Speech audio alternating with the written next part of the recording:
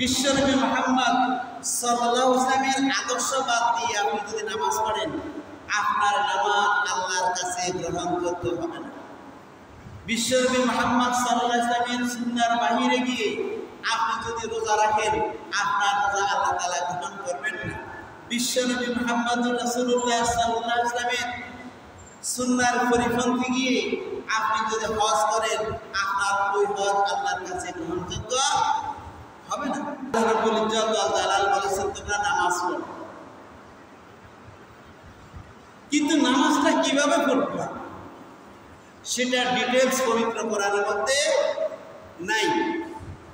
এটা ডিটেইলস আল্লাহ রাব্বুল ইজ্জত ওয়াল জালাল হযরত জিবরাইল আলাইহিস সালামের মাধ্যমে বিশ্বনবী মুহাম্মদুর রাসূলুল্লাহ সাল্লাল্লাহু আলাইহি ওয়াসাল্লামকে শিখিয়েছেন। আর বিশ্বনবী সাল্লাল্লাহু আলাইহি ওয়াসাল্লাম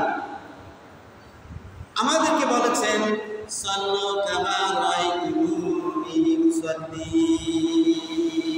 তোমরা নামাজ পড়ো যেভাবে আমি নামাজ পড়ি।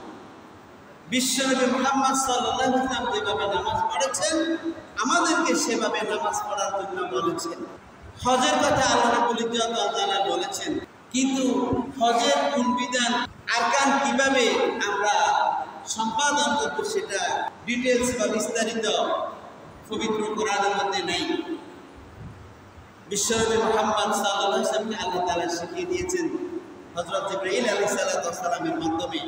আর বিশ্বনবী সাল্লাল্লাহু আলাইহি ওয়াসাল্লাম আমাদেরকে বলেছেন, খুযু আন্নী মানাসিকাকুম, তোমরা আমাকে যেভাবে হজের কাজ সম্পাদন করতে দেখেছ, ঠিক সেভাবে হজ করো।